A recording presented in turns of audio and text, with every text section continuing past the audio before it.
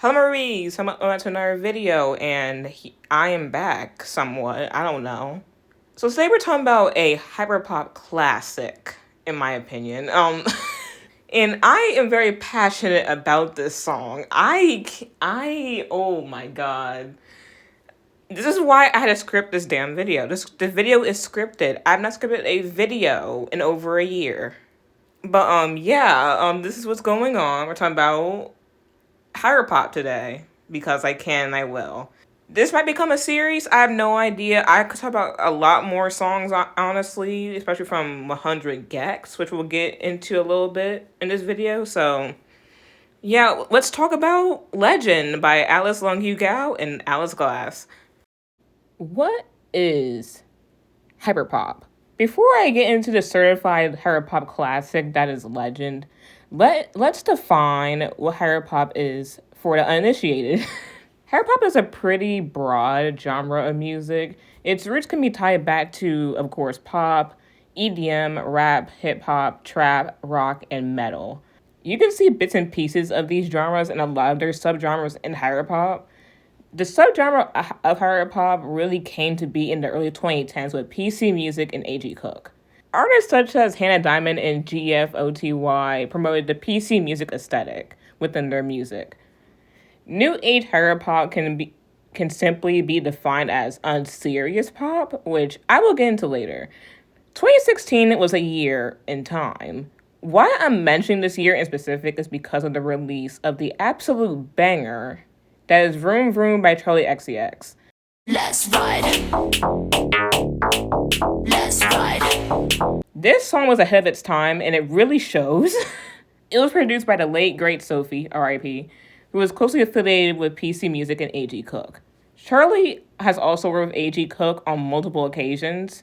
The first song that comes to mind for me is the remix of 911 by Lady Gaga off the heavily Hyperpop-influenced remix album, Donna Chromatica. Speaking of Donna Chromatica, this album featured some significant artists from the Hyperpop/alternative pop sphere, such as Dorian Electra, Mood Killer, Lil Texas, and Ashnikko, to name a few. Many of the embellishments made to the remixes of Gaga's Chromatica tracks had Hyperpop influences thanks to the album's collaborators. Speaking of collaboration, 100 Gex.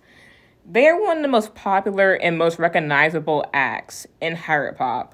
The duo consists of Dylan Brady and Laura Less, and the former is definitely the most active of the two. Dylan Brady has produced for a lot of people in Hyperpop sphere, such as Charli XCX, Dorian Electra, Hannah Diamond, Ashnikko, and even some non-Hyperpop artists, such as Rico Nasty and even Rebecca Black, on the Friday remix, which also happened to feature Dorian Electra. Oh, and I almost forgot to mention, another person Dylan Brady has worked with on multiple occasions is Alice Longyu Gao. Alice Longyu Gao is a Chinese singer-songwriter, DJ, performer, and producer born in Bengbu, China. She moved to the U.S. to attend Boston University and later Harvard University's summer program in Kyoto, Japan for Asian religious studies.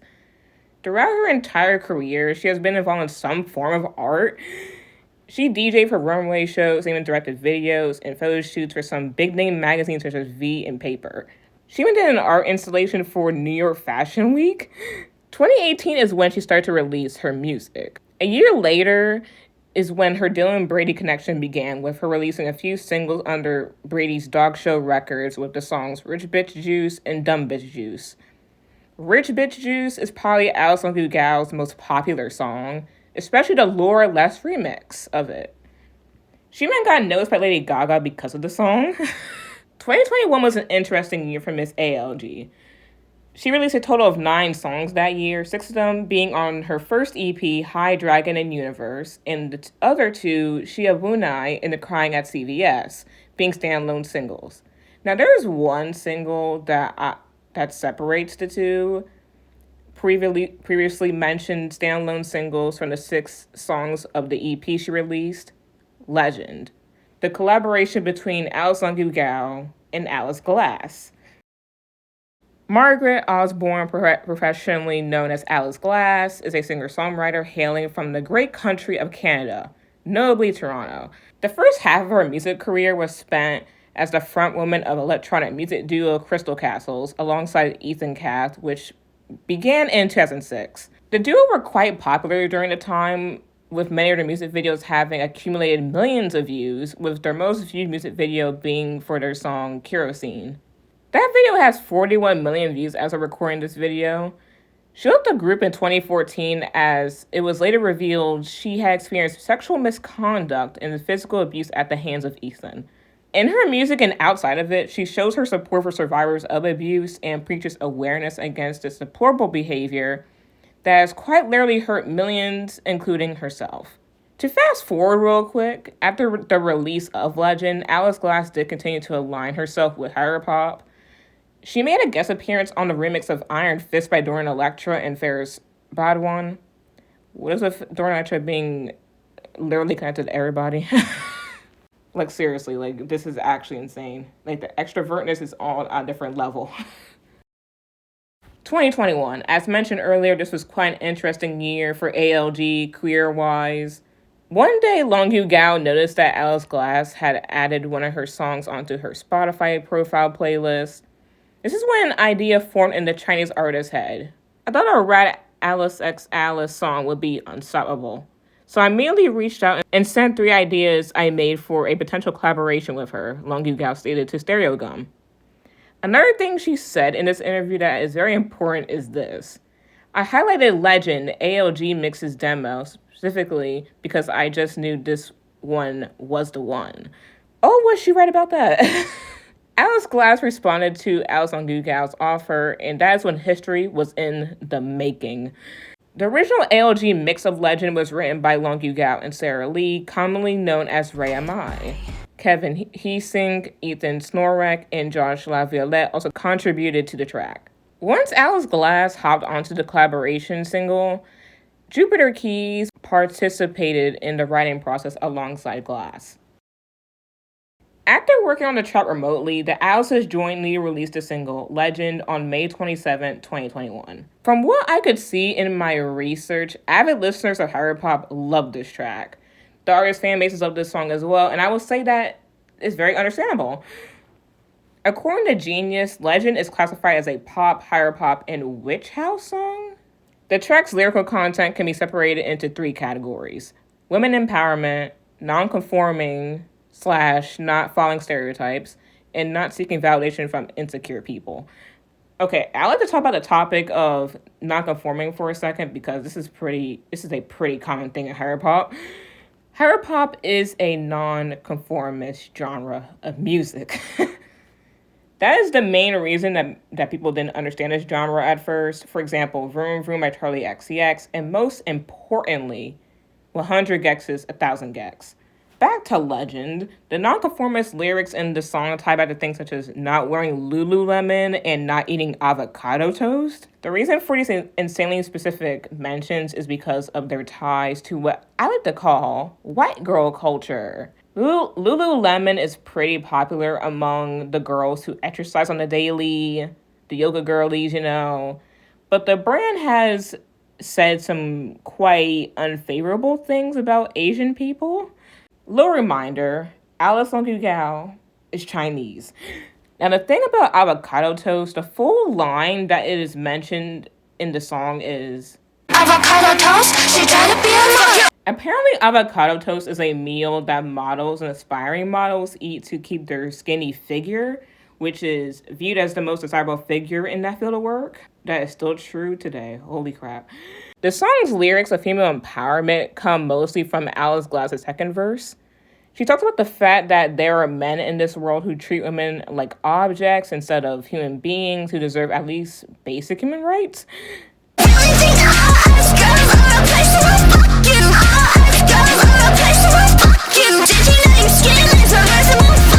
Both of Glass's verses tie back to themes in her own music, which I covered earlier in this video. Legend's themes of nonconforming and female empowerment cultivate into the song's major theme of not seeking validation from insecure people. I mentioned white girl culture earlier, and that deeply ties into what I'm about to talk about here. Wearing Lululemon and eating avocado toast to stay skinny is alicelongyugao's way of expressing conformity. Not doing those things and chewing on frozen waffles, not using MSG and sipping sugar-free Red Bulls is her way of non-conforming. This is a big reason why many others consider this song to be a Hyperpop classic. The music video for Legend is pretty iconic, not gonna lie. The first half of the video showcases that Alice is performing the song on a stage in these black and red tops and skirts, along with boots. There are red and black lights flashing in the background as they dance and lip sync to Legend. As Longyu Gao is singing in the chorus, there are these shots of Glass with these long ass snakes, and she literally lip syncs her entire first verse with a snake crawling over her. Iconic, simply. But I literally could never. Even before Alice Glass did her first verse and after it, there are these shots that I can only describe as a black background with some swirly, shiny thing going on behind them. We mainly see this background being present during Alice Longyu Gao's third verse towards the end of that, and towards the end of that part going into the refrain again. We get these shots of her in this white dress paired with a white background.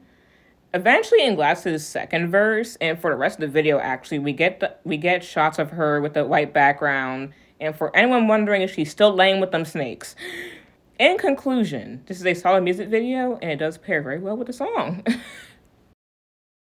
Now, there are two official remixes for Legend: the Gassed Up remix and the DLTZK remix. The Legend Gassed Up remix is the more popular of the two, with it featuring someone by the name of Alice Glass.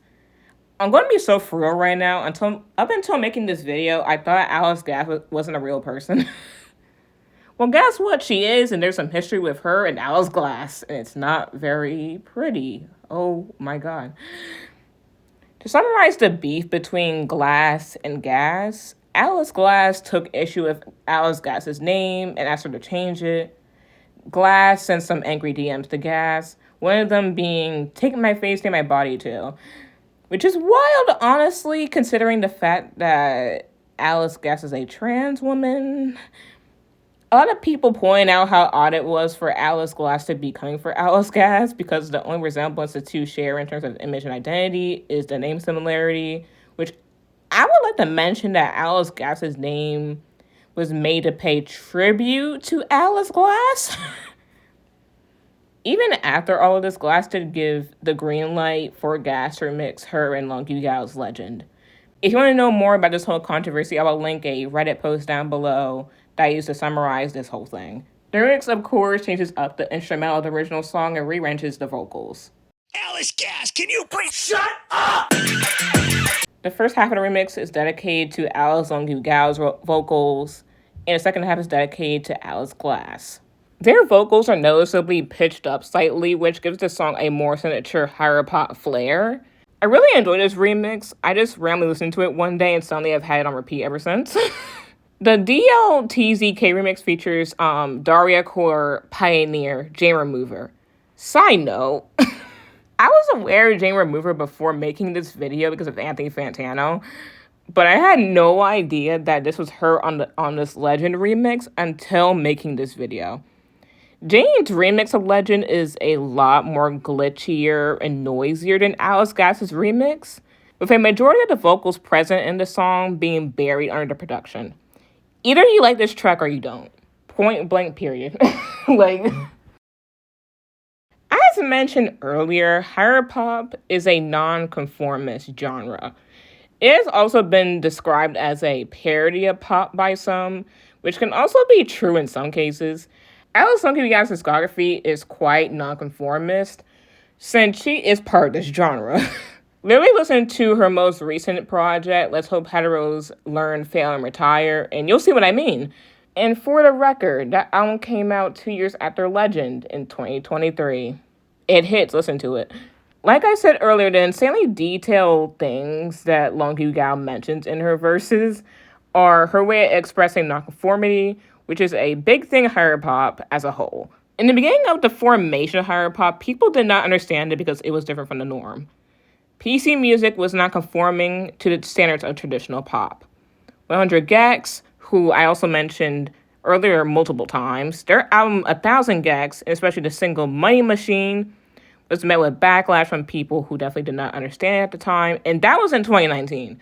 Now, here we are in 2024. Where does Hyperpop stand with the general public? Hyperpop is still popular among younger people who are practically connected to the internet culture. Like, a lot of the budding artists now in this genre are Gen Z born in the early to mid 2000s. Literal teenagers. Like, I am 15. I was born 08. I'm turning 16 in July, honey. There are people my age popping off in Hyperpop. That is insane. I do think Hyperpop does have some influence on traditional pop. Not as much as other genres, though, don't get me wrong. For example, Illusion by aespa. No, I will never stop talking about how good this song is. Or this song in general, literally. That song has some Hyperpop elements in it, and it was released in 2022 for the record. There are even some elements of Hyperpop in Speed Drive by Charlie XCX, which isn't odd for her. But then again, this song's on the Barbie soundtrack. There are definitely a lot of instances of Hyperpop's soft impact, but let's get back to Longyu Gao and Alice Glass's Legend. The point I'm really trying to drive home about Legend is its overall expression of Hyperpop as a genre. Non-conforming is pretty much the motto of Hyperpop. Legend really showcases it. That's what makes it a Hyperpop classic. I hope you all enjoyed this video. Tell me your thoughts down below because, oh my god. Like, this song is so good. Like, I love it so much. I decided to make this video, for real. Like, it's just, it deserves, like, a lot more, honestly. For real. Like, I can't today. I can't express how much I love this song. Tell me your thoughts down below. Tell me your input. Yeah, tell me what song I should cover next. I'm probably gonna cover Money Machine next. I might just cover that song in 100 Guess in general, because oh my god. Yeah, stream Legend, stream the Gassed Up remix, stream the Jane Remover remix, stream the Alice's, for real. I'll see you on the next video. I don't know when that's gonna be. It could be next week. It could be in 2 months. I don't know, okay? Adios.